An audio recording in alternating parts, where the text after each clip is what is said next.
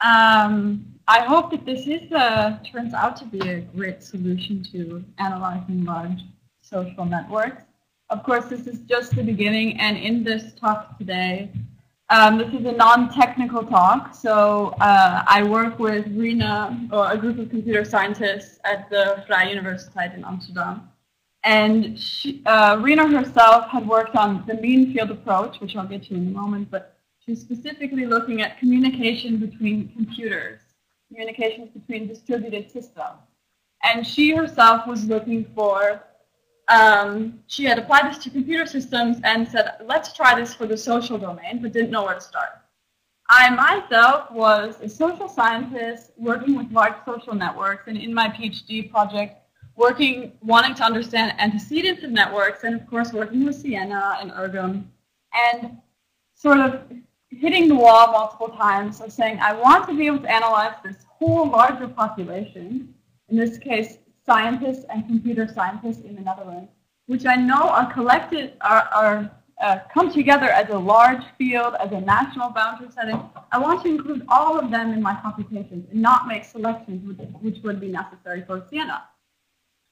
So within the last year, then, we've worked together on first seeing if the mean field approach could even be applied to large social networks. And that was the first experiment and result, which was on the archive link, which I believe most of you have seen of the posting of this talk. And that was there just to see how could we actually aggregate these networks, understand the mean field in regards to studying social networks instead of these distributed computer networks. Again, I want to emphasize this is a non-technical talk. If you have technical questions, I will certainly try to answer them.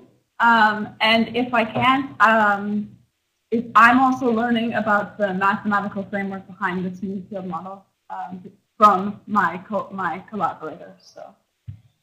So here I want to explain then first talk about the large social networks, describe the assumptions of the mean field and what it is, talk about the case that was in this first paper, and the implications for studying this in a wider field, both in theory and methodologically. Please interrupt me if you have questions, especially in regards to the assumptions of the mean field. This is the first time that I'm presenting this as a sort of wider, the theoretical assumptions instead of outside of this paper itself. So clarity may be needed, and it also helps me then make sure you're getting the right information. So as we know, there are huge amounts and increasing amounts of large social network data, which allow us to understand the dynamics of networks. Whether this is offline interactions between people, between mobile phones, or online interactions from large social networks. This data allows us to study network antecedents and network dynamics on a much larger scale, and also look at different sorts of effects. Currently, the models that we have to study this take two approaches. One, which we might classify into the Siena, Tom Snyder's work, is looking at the effects of social parameters on network behaviors. And there, that is the behaviors of individual egos, the decisions that the ego makes to make a link with another ego. Another set of models, we could say Barabasi-Newman models, look at large social networks considering network effects, packed collections of neighbors, clustering effects, and effects that they have on dynamics. Here the limitation is that studying these large social networks in the Barabasi terms, we can't consider social parameters. And on the other side, when we're studying social parameters and using evolving graph models, we have a computational limitation that we need to limit the amount of nodes in order to reduce the state space that we have to compute. So this is really the running into the wall problem that I had here of I know that there are social effects on the networking behaviors of individuals. So if it's someone's gender, the institution they're working in, age, etc. But I also know that there are network effects. And how can I then effectively integrate these to study large social networks? And that's then where we come to the mean field model, the mean field theory. And mean field theory is something coming from physics. And what this is they use models to study particles, movement, and interaction. Such as, for example, in order to understand a system, I don't understand all of its parts, but I know how some elements interact together, and I know that a set of elements is exactly similar based on a set of parameters. I like to use the magnet example here, but we know we have a magnet, and that we have different elements which have different properties, and that those properties react or connect to the magnet in different ways. So if we can classify those elements first by their individual properties, what we know, so then we have what we call buckets. So an element filled with iron, a bucket filled with iron, a bucket filled with another element, and then see, okay, under what conditions do these separate buckets, these separate classifications, interact with this model, with this magnet. This same sort of theory was also applied to atoms or even cells in a body. So we know that different cells, according to the places where they are in our bodies, interact and have different functions. And in order to understand that greater system and the way that they're interacting, we classify them by what we know, so abstraction. This could also then be used in looking at crowd dynamics, looking at large social dynamics. So I'd first like to go through a few of these assumptions of the mean field. So first here, in opposition to Siena, where Siena is looking at the egos, it's the sum of these egos interactions. And in the mean field, the assumption is that these are aggregated to average interaction properties of classes of networks of nodes. So the individual doesn't see all the other individual interactions, but rather moves in a joint field. It is the sum of many individual-to-individual interactions. So by what I know about a certain set of actors, I put them into a particular bucket. Given that bucket, I then have these groupings of actors based on one property, or perhaps two, depending upon how I classify them, or multiple. And these are then aggregated networked interactions, which I then predict their connection given the other bucket, the other group of properties and classes. Yeah? So this is on a very different assumption than, say, the Siena model, which is traditionally used, where we look at just these egos to understand these networks. So the network evolution then is the outcome of how this field, the mean field, influences the networking behaviors of these classes.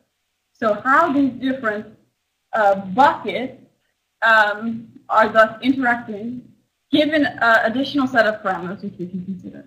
So we're looking at macro states of aggregated properties. And these,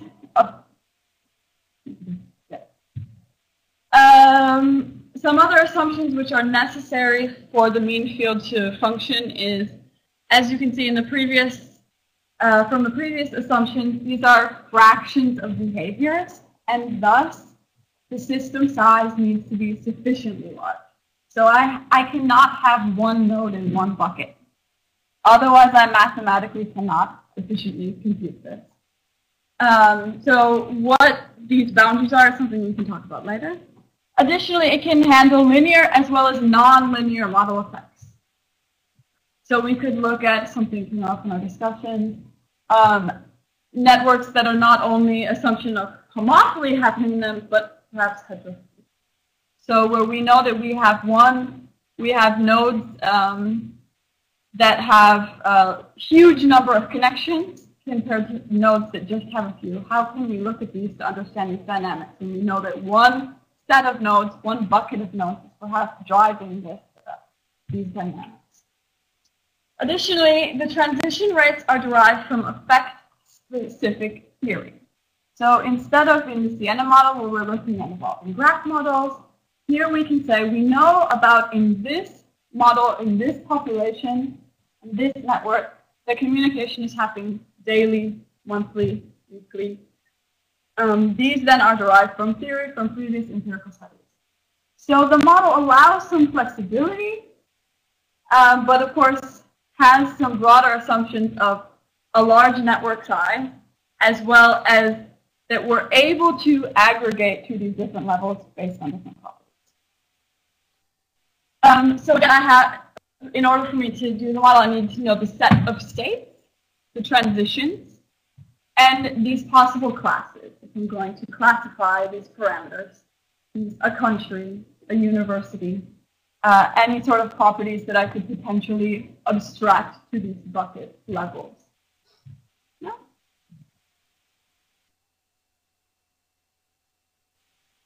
In this first case,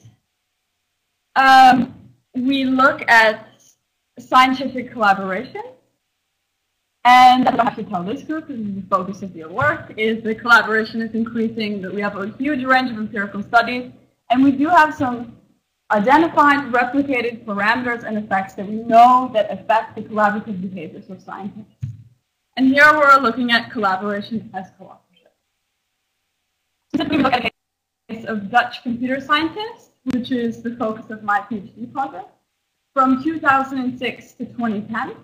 And that limitation is related to a larger project framework, as I'm also doing interviews about the specific period. The mean field model would allow us to consider, let's say, Dutch computer scientists from 1980 when computer science first began.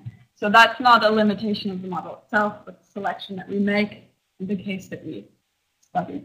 We're specifically looking at conference proceeding cooperative here, as we're seeing that as a meeting point for computer scientists, as within the field, conferences are used as a way of dissemination, like journals, but it is a technical field. This is a point of reference, of sharing information, and happens at least annually, if not twice a year, depending upon the different subfields of the European and international conference. So we have various meeting points where we know that people have to interact. So communication not only by way of the publication itself, but physical meeting points.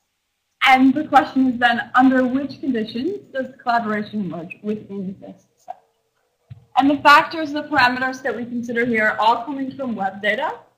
And this is the number of publications that a scientist has, the number of co-authors, their scientific age, their very first publication within the DLP, the institution that they're affiliated with, and the geographic proximity.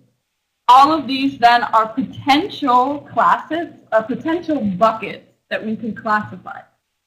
How we come to this abstraction then is, of course, a methodological reference point, which we'll come to here. We use DBLP as the data set for searching for these conference proceedings. We start with a list of, in 2010, 250 tenured Dutch computer scientists in order to isolate and identify all Dutch computer scientists within this period. So we come back with 6,305 co-authors and 4,335 publications. And of those, we have nearly 200 Dutch computer scientists. And of course, we get a large amount of sort of metadata about these publications, which we also use in classifying our class. I don't want, let's see, sorry, I just need to look at my notes. I'm not going to go in detail through every single step of the model, and I suggest that you refer to the paper. But I briefly want to talk about each of the steps in putting together the mean field model. So, of course, forming the model, we need a communication network, which is communication between these nodes, and a set of parameters, which we can potentially classify nodes. We need to do some abstraction refinement to reduce the state space. So how can we classify these nodes into different buckets? As well as then computing this into the model and estimate the distributions between between these buckets. And this is a discrete model, which also uses a hidden Markov chain, which aids to provide some extra compensation for the aggregation factor that we take into consideration. And then we integrate this auto mean field framework, which then again looks at the average link prediction between these buckets. So again, it predicts then the probability of initial cooperation over time or continued cooperation between pairs of institutes. And that's because I get to my next point of how do we now classify these different buckets and how do we classify these different parameters into buckets for what decisions make here. In this study, we took a theoretically informed decision from previous empirical studies, which suggested that, as we know, the institute affects the rate of collaboration of scientists in the physical environment where someone is. And that's what we have as our bucket. That's where we then put all of these individual nodes according to their institute. So within this dump, we had 8,278 names. And we also then have information about the GPS coordinates from Yahoo Place Finder. These were the institutions themselves were compiled using a mash of different data from Microsoft Academic Search, RNet Miner, and then a small set was manually searched for those that we couldn't identify. So from there, we have then information to classify the individual nodes into these separate buckets.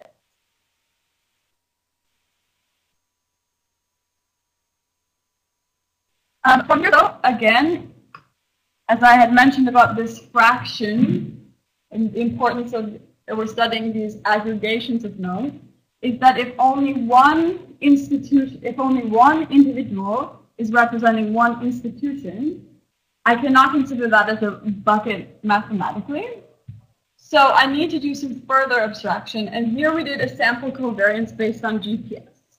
And that means that what we did was we first would look at these individual classes of 749 institutions.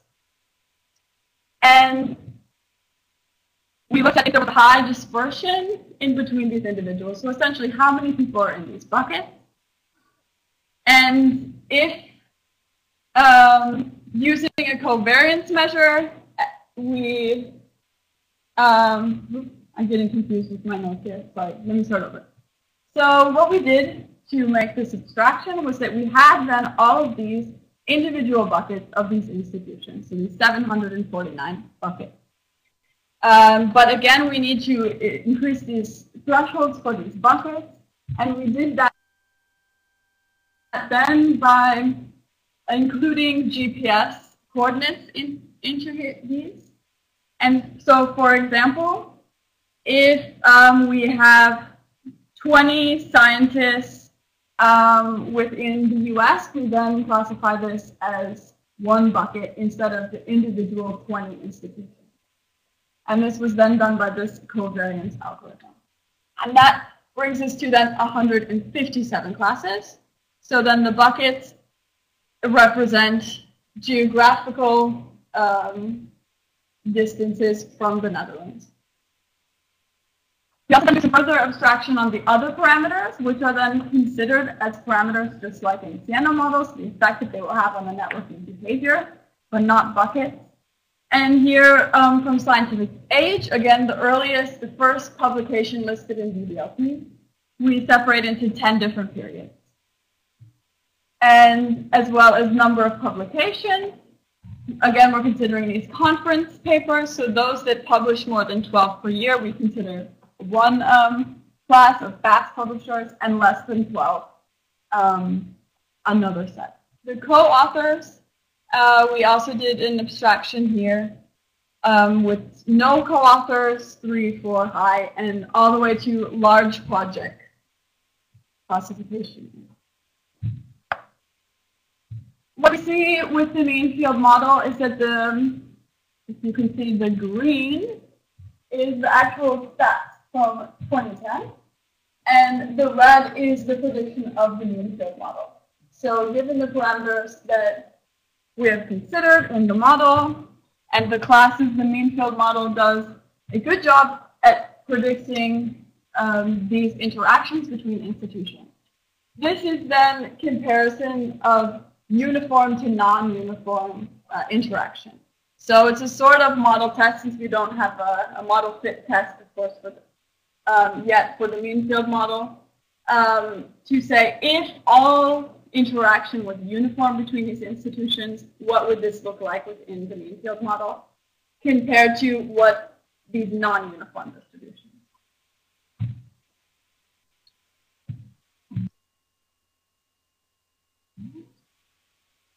And here it's already small for you, but please reference the paper then in this section.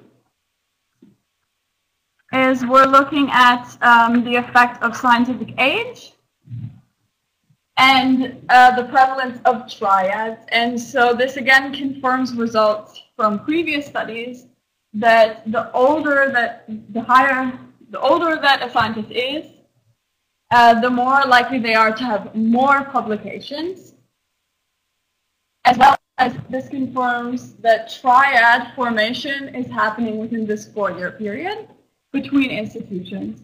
So if I have a relationship between these two institutions in the next round, there's also a likely chance that a link will occur between institutions B and C.